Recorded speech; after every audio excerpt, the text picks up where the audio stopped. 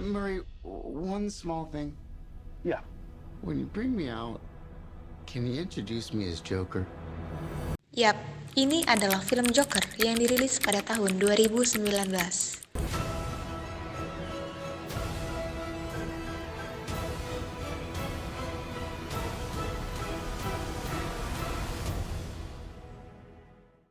Joker adalah film bergenre psikologi dari Amerika Serikat yang dirilis pada tahun 2019 dan disutradarai oleh Todd Phillips. Film ini menceritakan tentang Arthur Fleck yang memiliki penyakit skizofrenia. Assalamualaikum warahmatullahi wabarakatuh. Assalamualaikum warahmatullahi wabarakatuh. Assalamualaikum warahmatullahi wabarakatuh. Perkenalkan, nama saya Irvi Nur Hasanah. Nama saya Siti E.M. Huzaimah Nama saya Rizky. dari jurusan Bimbingan Konseling Islam. UIN Sultan Maulana Hasanuddin Banten. Berbicara mengenai skizofrenia, mungkin beberapa di antara kalian sudah tidak asing dengan kata tersebut. Tapi apakah kalian tahu apa itu skizofrenia? Skizofrenia adalah salah satu penyakit abnormal dalam psikologis. Jelasnya, skizofrenia adalah salah satu gangguan jiwa berat yang dapat mempengaruhi pikiran, perasaan, dan perilaku individu. Skizofrenia adalah bagian dari gangguan psikosis yang terutama ditandai dengan kehilangannya pemahaman terhadap realitas dan hilangnya daya tilik diri atau insting. Menurut pedoman, penggolongan, dan diagnosis gangguan jiwa, skizofrenia adalah suatu deskripsi sindrom dengan variasi penyebab dan perjalanan penyakitnya yang luas, serta sejumlah akibat yang tergantung pada pertimbangan pengaruh genetik, fisik, dan sosial budaya.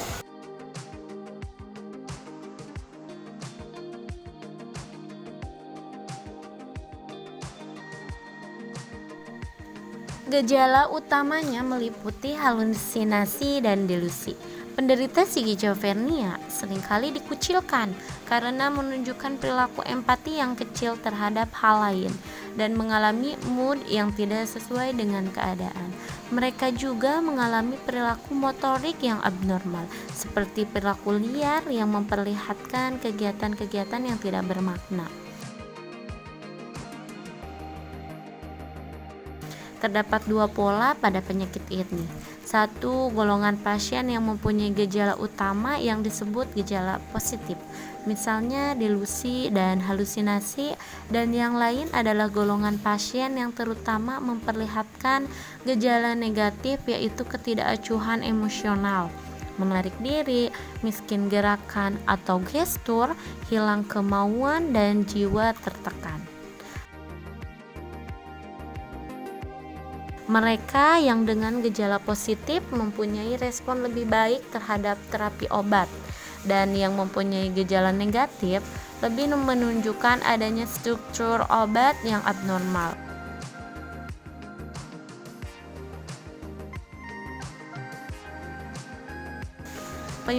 Penyebabnya orang yang memiliki penyakit skizofrenia diantaranya genetik, lingkungan, penyalahgunaan obat, dan faktor perkembangan.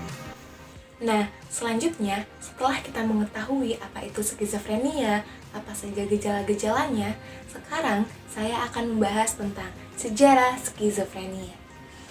Pada saat itu, deskripsi tanda dan garis yang mirip dengan skizofrenia sebenarnya sudah diketahui dan tercatat di masyarakat Yunani kuno. Namun, dalam perkembangannya, istilah gangguan jiwa berat ini atau skizofrenia ini baru benar-benar dikenal atau mulai banyak studi adalah pada abad ke-19. Ada 3 tokoh utama yang sangat berperan dalam perkembangan skizofrenia ini. Pertama, ada Benedict Morrell, yang kedua ada Emil Kraepelin, dan yang ketiga ada Eugene Bleuler.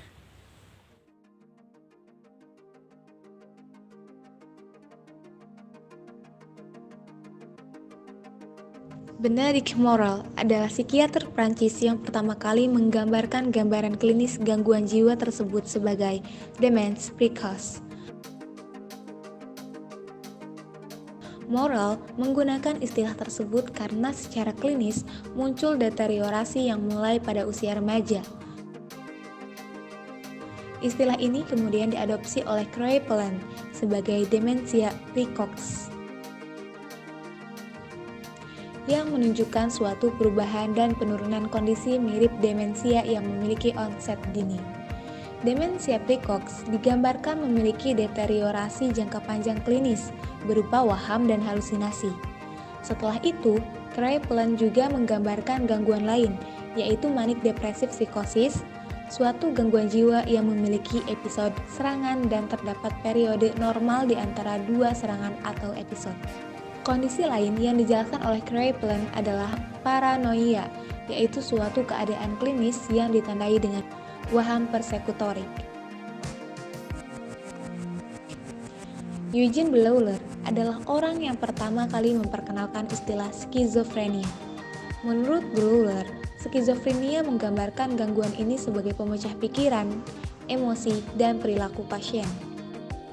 Eugene Bleuler juga merumuskan 4A untuk menggambarkan gejala utama skizofrenia, yaitu asosiasi, afek, autisme, dan ambivalensi.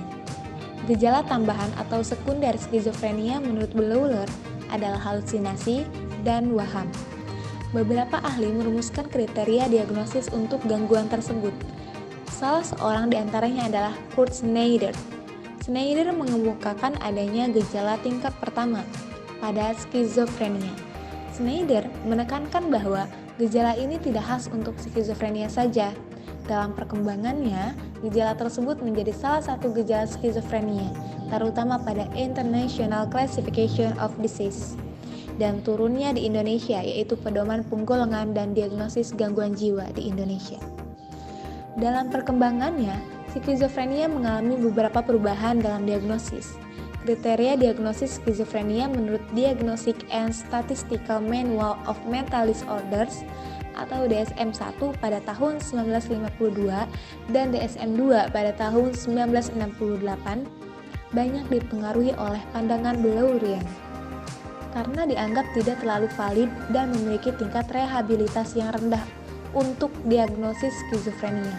Maka, pada tahun 1980 dikeluarkanlah DSM-3 yang di dalamnya digabungkan kriteria Feiner dan pandangan Schneider, serta mulai dikenalkan diagnosis multiaksial.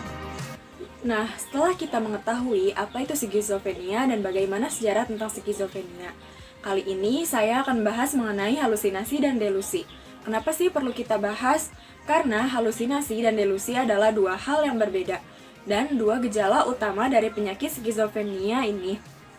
Yang pertama yaitu halusinasi. Halusinasi yaitu bahasa dan komunikasi atau ucapan tidak teratur dan pemantauan perilaku atau perilaku katatonik atau sangat tidak teratur. Yang kedua yaitu delusi.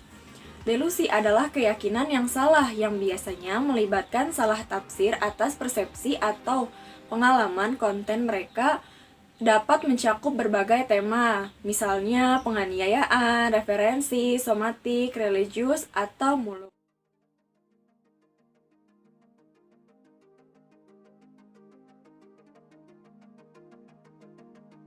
Halusinasi melibatkan sensasi yang tidak nyata. Mendengar suara-suara adalah halusinasi yang paling umum pada orang dengan skizofrenia.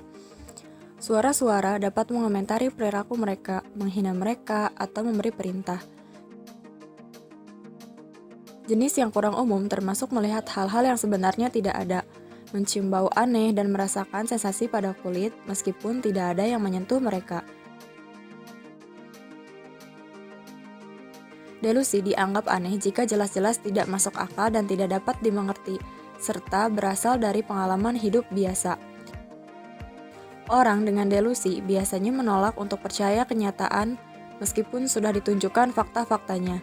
Sebagai contoh, seseorang dengan delusi mungkin percaya bahwa orang dapat mendengar pikiran mereka atau bahwa orang menaruh pikiran ke kepala mereka dan berkomplot melawan mereka.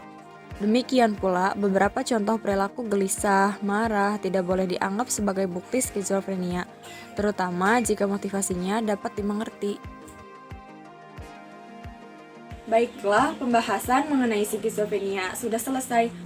Terima kasih buat semua yang sudah menyimak video ini sampai selesai. Mohon maaf jika banyak sekali kesalahan. Terima kasih. Wassalamualaikum warahmatullahi wabarakatuh.